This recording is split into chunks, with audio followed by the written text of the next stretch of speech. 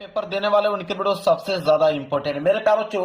बहुत सारे बच्चों का कमेंट था कि सर जो आप हिंदी का पेपर आप बता रहे हो कोड 801 बीबी कोड, इसको आप बोर्ड एग्जाम की कॉपी पे लिखकर बताइए, क्योंकि हमें बोर्ड एग्जाम की कॉपी पे लिखना है 18 फरवरी को। तो मेरे प्यारे बच्चों बिल्कुल आप लोगों के डिमांड पे मैं इस पेपर का पूरा सोल्यूशन बोर्ड एग्जाम की कॉपी पे लिख के लेकर आया हूं मेरे प्यारे बच्चों। सेम टू सेम ऐसे लिख के आप लोगों को आइएगा। यकीन मानिए कि 2026 बोर्ड का जब रिजल्ट आएगा तो मेरे प्यारे बच्चों 95% स्कोर करके आने वाले हो आप हिंदी में, और टॉपर की लिस्ट में आपका नाम जरूर से जरूर होगा। और यह पेपर है 70 नंबर का, और इस पेपर को हल करने के लिए 3 घंटे 15 मिनट का समय दिया गया है। और निर्देश की अगर हम बात करें तो निर्देश में बहुत बार पढ़ के अच्छे तरीके से बता चुका हूं, बार बार पढ़ने की कोई आवश्यकता नहीं है।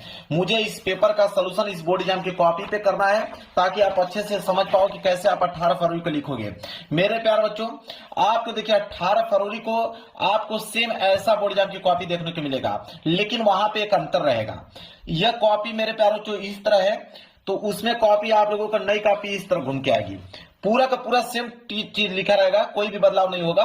बस आप लोगों की कॉपी जो है वो इस तरह की आएगी, जिस तरह रजिस्टर में हम लोग लिखते हैं उस तरह आएगी। ठीक है, तो मेरे प्यारे बच्चों बाकी सब कुछ आप लोगों का सेम रहेगा, कोई भी बदलाव नहीं होगा मेरे प्यारे बच्चों।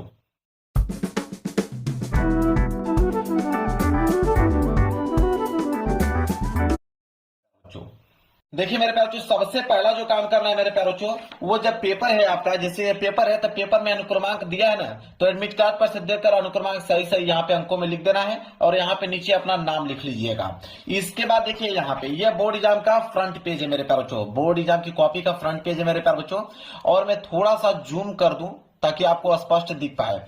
देखिए पहला जो कॉलम मेरे प्यारे बच्चों है, पहला कॉलम में यहाँ पे लिखा हुआ है परीक्षार्थी का अनुक्रमांक अंकों में। तो जो अंकों में लिखा हुआ था मेरे प्यारे बच्चों यहाँ पे, जैसे 5429328356, वही सेम टू सेम मैंने यहाँ पे लिख दिया है, एडमिट कार्ड पर से देख लीजिएगा। फिर बोला है परीक्षार्थी का अनुक्रमांक शब्दों में, मतलब इसी को शब्दों में लिखना है। जैसे 5 है तो 5, फिर काम हमने लगाया, 4 है तो 4, फिर काम हमने लगाया 2, इसी तरह पूरा कहां तक 6 तक यहाँ पे दिया है, पूरा हमने नोट कर लिया। तीसरा है कि विषय एवं प्रश्न पत्र, तो विषय में तो आप हिंदी डालोगे, प्रश्न पत्र में आप केवल डालोगे, क्योंकि हिंदी का एक ही पेपर होगा आपका, तो आप केवल डालोगे। इसके बाद है संकेतांक, कि प्रश्न पत्र पर अंकित संकेतांक। संकेतांक का मतलब होता है पेपर कोड। जैसे 801 बीबी कोड है तो यहाँ पे डालोगे 801 बीबी कोड मेरे प्यारे बच्चों। क्लियर है। परीक्षा का दिन तो 18 फरवरी को बुधवार है तो आप बुधवार डालोगे। परीक्षा की तिथि एवं पाली, तो परीक्षा की तिथि में आप डालोगे 18 तारीख 2 को महीना 2026, और पाली में मेरे प्यारों को यहाँ पे डालोगे प्रथम पाली, क्योंकि आप क्लास 10th में हैं और आपका पेपर मेरे प्यारों सुबह होगा, आपका पेपर सुबह होगा, इसलिए आप क्या डालेंगे, प्रथम पाली डालेंगे। और केंद्र का नाम, केंद्र का नाम मतलब जिस विद्यालय में बैठ के आप पेपर दे रहे हो, जहां पे आप लोगों का सेंटर गया हुआ है, उसका नाम लिखना है। तो मैंने यहाँ पे अपने चैनल का नाम लिख रखा है। बस इतना ही पॉइंट आप लोगों को मेरे प्यारे बच्चों भरना है। इसके बाद यहाँ से पहली पेज की यहाँ पे क्या हो जाएगा, शुरुआत हो जाएगा मेरे प्यारे बच्चों। देखिए मेरे प्यारे बच्चों सबसे पहले आएगा आप लोगों का खंड अ, जिसमें ऑब्जेक्टिव प्रश्न रहेगा, इनका उत्तर OMR शीट पे करना होगा। तो मेरे प्यारे बच्चों इस पेपर का मैं सोल्यूशन ऑलरेडी बना चुका हूं, बस इसको मैं बोर्ड एग्जाम की कॉपी पे लिख के लेकर आया हूं। प्लेलिस्ट में जाकर इसका पूरा का पूरा सोल्यूशन देख लो।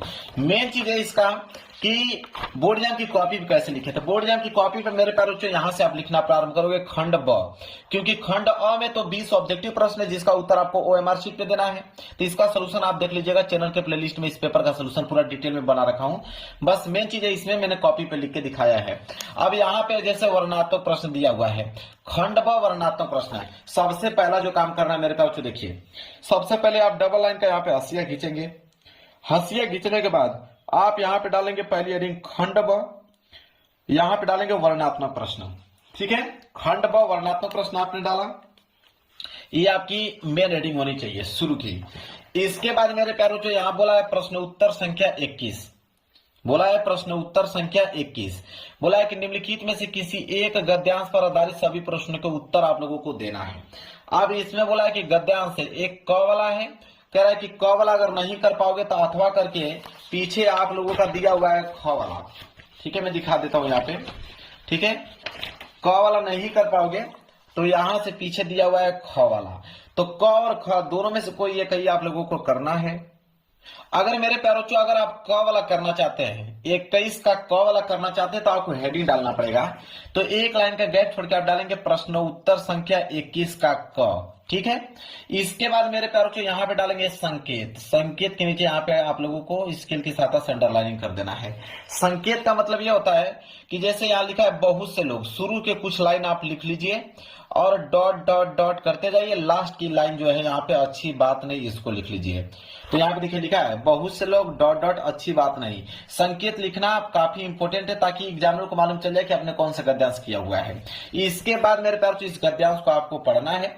अच्छे से पढ़ने के बाद मेरे प्यारों इसके नीचे 3 प्रश्न है, पहला, दूसरा, तीसरा, और तीनों ही प्रश्न 2-2 नंबर के, 2 नंबर इस पे भी मिलेगा, 2 नंबर इस पे भी मिलेगा, 2 नंबर इस पे भी मिलेगा।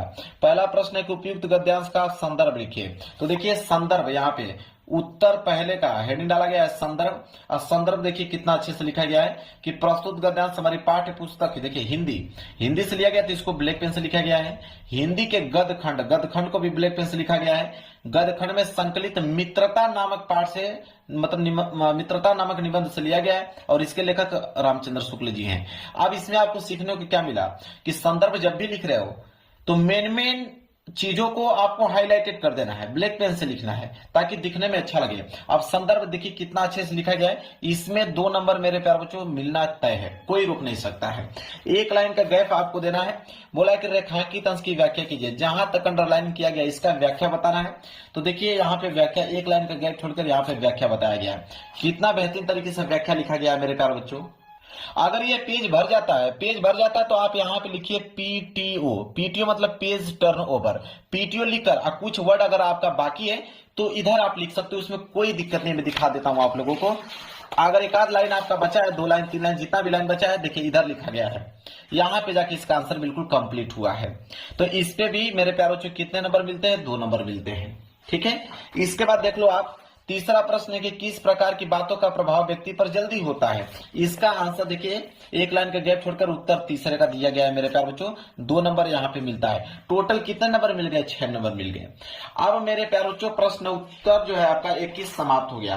अब हम प्रश्न 22 की तरफ बढ़ेंगे, ठीक है। प्रश्न संख्या 22 है कि निम्नलिखित में से किसी एक पद्यांश पर आधारित सभी प्रश्नों के उत्तर दीजिए।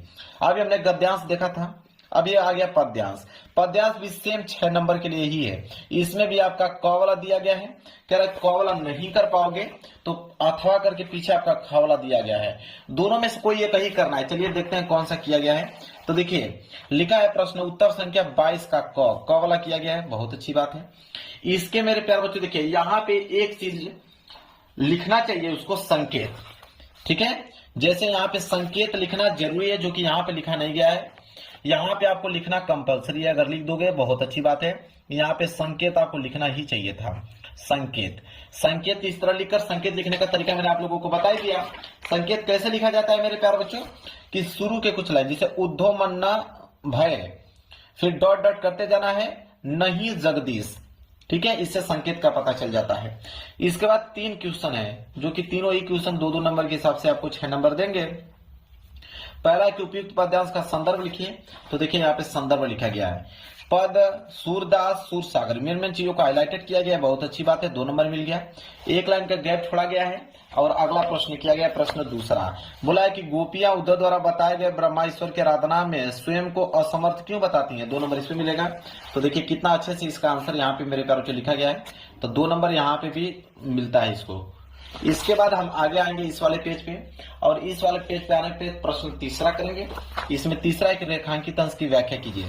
जहां तक अंडरलाइन दिख रहा है, ये 2 लाइन तक अंडरलाइन दिख रहा है, इसका में व्याख्या करना है। तो देखिए व्याख्या, तीसरा रेखांकित अंश की व्याख्या डालने के बाद देखिए व्याख्या किया गया है, बहुत अच्छी बात, 2 नंबर यहां से मिल जाता है।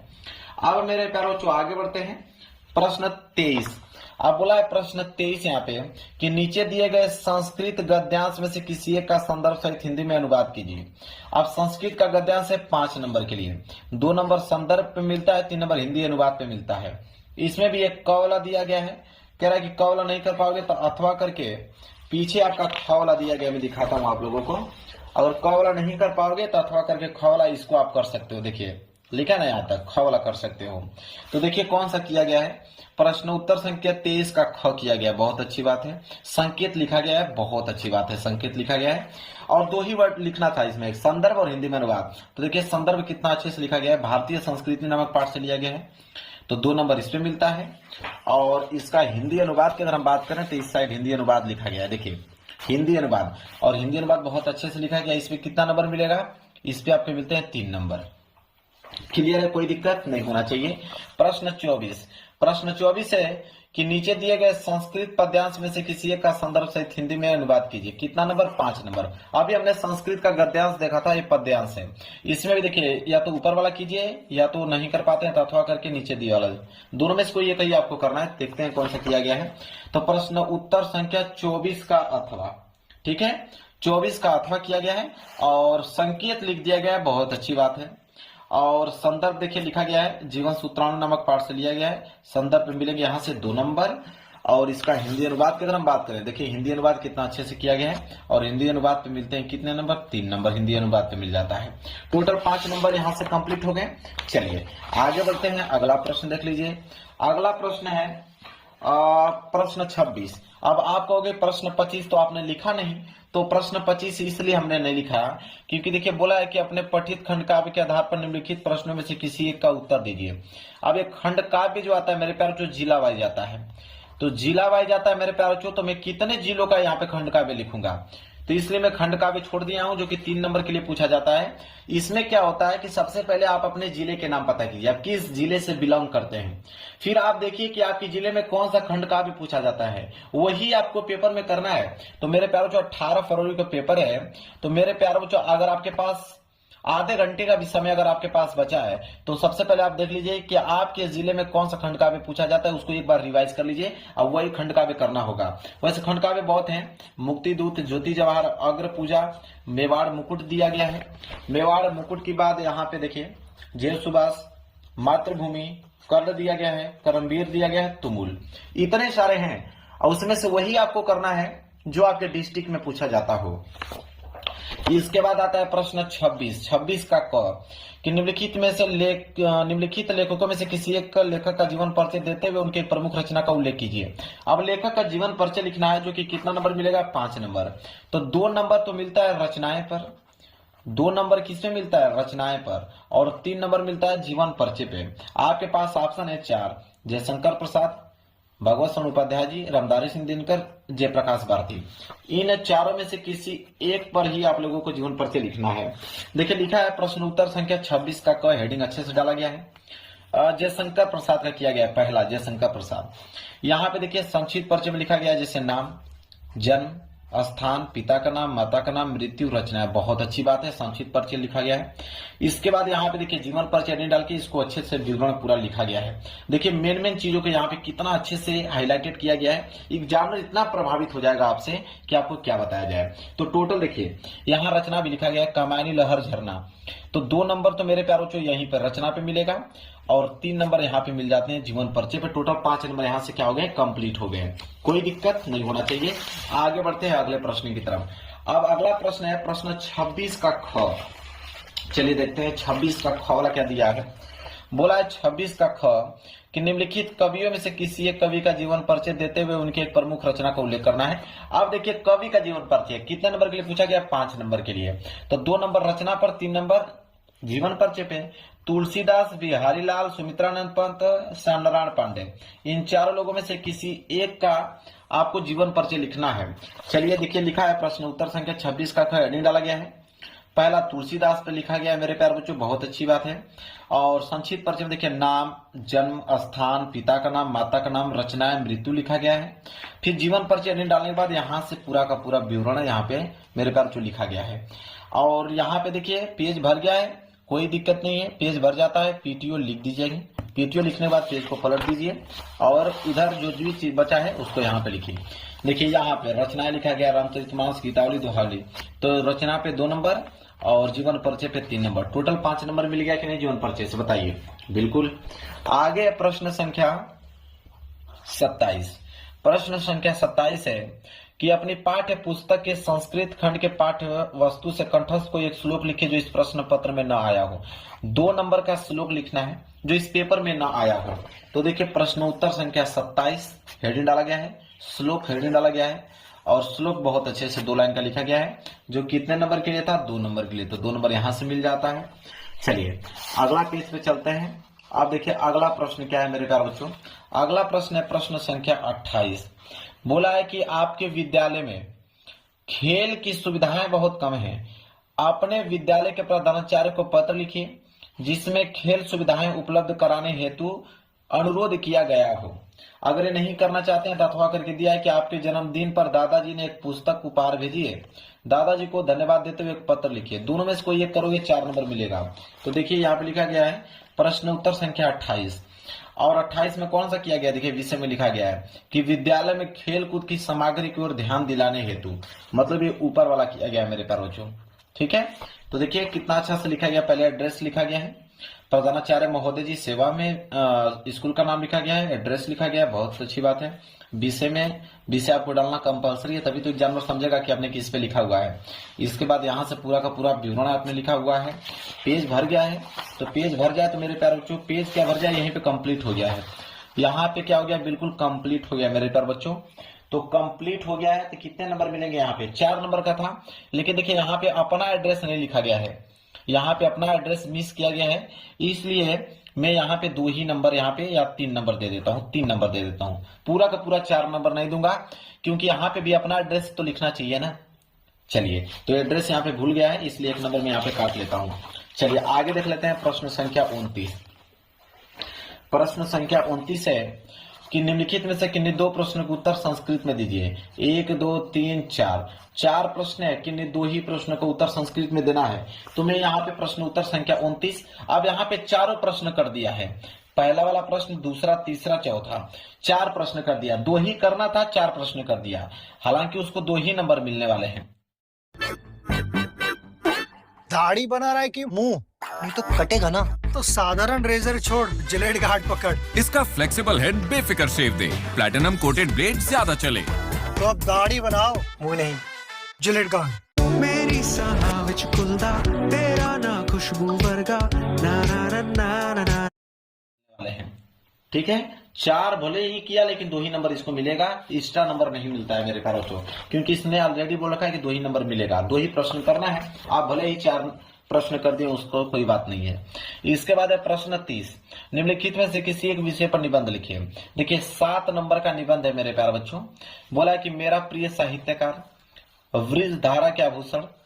इसके बाद वृक्षधारा के आभूषण हो गया, राष्ट्रीय एकता, बेरोजगारी की समस्या और समाधान, मोबाइल फोन वरदान या अभिशाप। कितने हो गए, टोटल 5। इन 5 में से किसी एक विषय पर आप लोगों को निबंध लिखना है।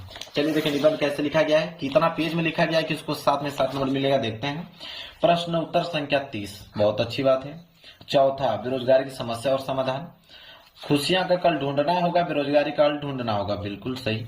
यहाँ पे रूपरेखा, एग्जामिनर देखिए रूपरेखा चेक करता है कि हेडिंग आपने कितना डाला है, प्रस्तावना, बेरोजगारी का अर्थ, कारण, रोकने का उपाय, उपसंहार।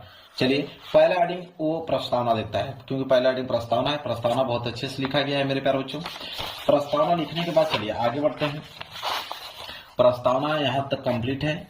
इसके बाद बेरोजगारी का अर्थ हेडिंग डाल के लिखा गया है, और इसके बाद है बेरोजगारी का कारण। ठीक, तो 1 नंबर यहाँ पे मिलता है, 1 नंबर यहाँ से मैं दे देता हूँ, 1 नंबर इस वाले पे दे देता हूँ। ठीक है, टोटल 3 नंबर मैंने दे दिया। और यहाँ पे बेरोजगारी को रोकने का उपाय, ठीक है, 3 2 5 नंबर। और लास्ट में यहाँ पे लिखा गया उपसंहार। देखिए उपसंहार पूरा दिख रहा है, उपसंहार यहाँ तक लिखा गया है। इसके बाद कुछ वर्ड यहाँ पे लिखना और है, तो इधर आप पेज को पलट कर लिख सकते हैं। देखिए लिखा गया है मेरे प्यारों को, यहाँ पे कंप्लीट हो गया, 2 नंबर इस पे मिल जाता है, टोटल 7 नंबर यहाँ से मिल गया। अब मेरे प्यारों को पूरा का पूरा कॉपी मैंने चेक करके यहाँ पे बता दिया। टोटल नंबर के अगर हम जोड़े तो बस 1 नंबर वहां से कम हुआ था, मतलब कि 99 नंबर मिल गया 100 में मेरे प्यारों। आप देख सकते हैं, और यहाँ पे मेरे प्यारों फर्स्ट डिवीजन से ये जो है मेरे प्यारों पास हो गया। तो इस तरह कॉपी अगर आप मेरे प्यारों 18 फरवरी को आप लिखते हैं, यकीन मानिए कि आपका भी स्कोर 99% ही रहने वाला है मेरे प्यारे बच्चों। वीडियो पसंद आए तो लाइक कर देना, चैनल पर नए हो तो चैनल को जरूर सब्सक्राइब कर लेना। मिलेंगे एक प्यारे से नेक्स्ट वीडियो में, तब तक के लिए धन्यवाद।